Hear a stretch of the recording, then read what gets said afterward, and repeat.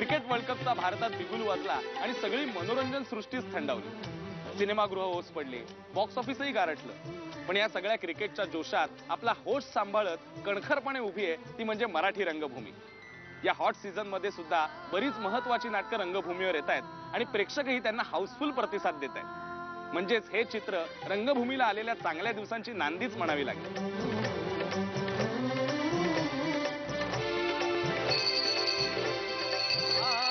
मुलं आता मोठी झाली आहे, त्यांना त्यांचं स्वातंत्र्य दिलं पाहिजे। दिलं स्वातंत्र्य, फडकावला तुम्ही झेंडा। तुझ्या शेजारी दुसरी देखणी मुलगी कोण आहे?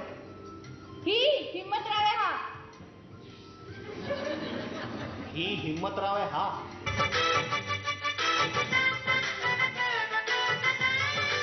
अरे मी काय विचारतोय, कोण आहेस तू?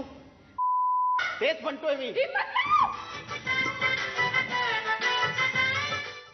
मला असं वाटतं ना की जसं क्रिकेटचा एक क्राऊड आहे, सिनेमाचा एक क्राऊड आहे, तसं एक नाटकांचा क्राऊड आहे। आणि त्यामुळे खरं तर नाटक किती मोठी मॅच असू देत किंवा कुठला मोठा सिनेमा असू देत, नाटकाचा प्रेक्षक जो होता तो नेहमीच त्याच्याशी खूप लॉयल होता। फरक फक्त एवढाच आहे की गेल्या काही वर्षांमध्ये आपल्याला थोडासा तो थंडावा दिसला होता नाटकाकडे वळणाऱ्या प्रेक्षकांचा।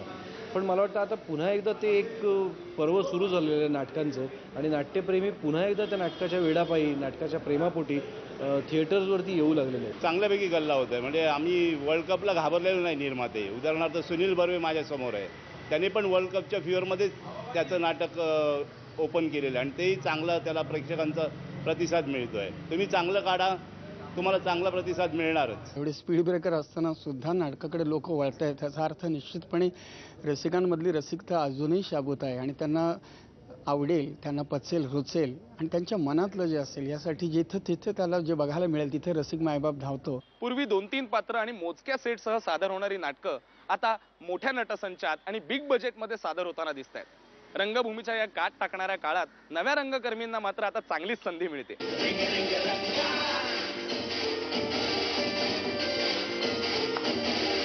मैत्रीसाठी बाबांच्या मनासाठी सिमरनशी घेतला मी पंगा।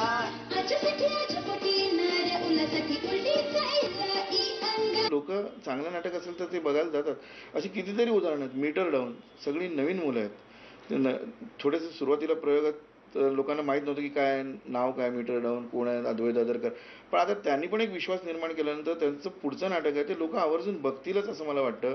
ही फाईट आहे, हा लढा आहे लोकांसमोर येण्याचा, चांगलं करण्याचा, आणि तो लढा चांगलं करणारे लोक जिंकतातच असं माझा स्वतःचा अनुभव आहे। आत्ता मला वाटतं सवय लागली की नाटक चांगलं असेल तर बघायला जायचं, स्टार्ससाठी नाही। कारण मला असं वाटतं अगदी काही अपवाद सोडले, सन्माननीय अपवाद सोडले तर प्रत्येकाला ही गोष्ट माहीत असेल की आपण केलेली आधीची नाटकं याला प्रेक्षकाने किती प्रतिसाद दिला आणि आता आपण जी नाटकं करू याला प्रेक्षक का प्रतिसाद देत आहेत। कारण ही नाटकं खरंच चांगली आहेत, नाटकं चांगली म्हणून प्रेक्षक येत आहेत।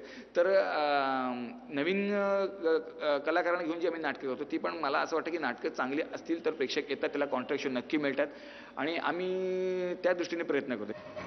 बाहेरून आलेला मुलांची लढायला वेळ नाही लागायचा आम्हाला।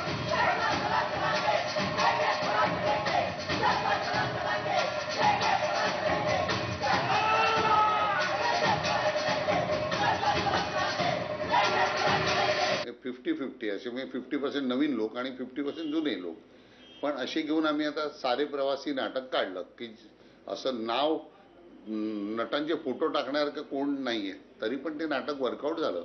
नवीन रंगकर्मींची जर नाटकं येत असतील तर नक्कीच त्याचा पॉझिटिव्ह परिणामच होणार आहे नाटक इंडस्ट्रीवर। निगेटिव्ह परिणाम होईल असं मला अजिबात वाटत नाही, कारण तसा रिस्पॉन्स दिसतोय, चांगल्या नाटकांनाही दिसतोय, होतकरू नाटकांनाही दिसतोय आणि प्रायोगिक नाटकांनाही दिसतोय।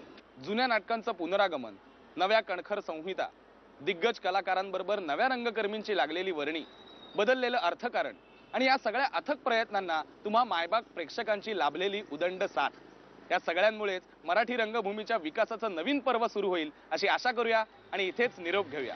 आता आपण भेटूया हाऊसफुलच्या पुढच्या भागात। तोपर्यंत बाय बाय।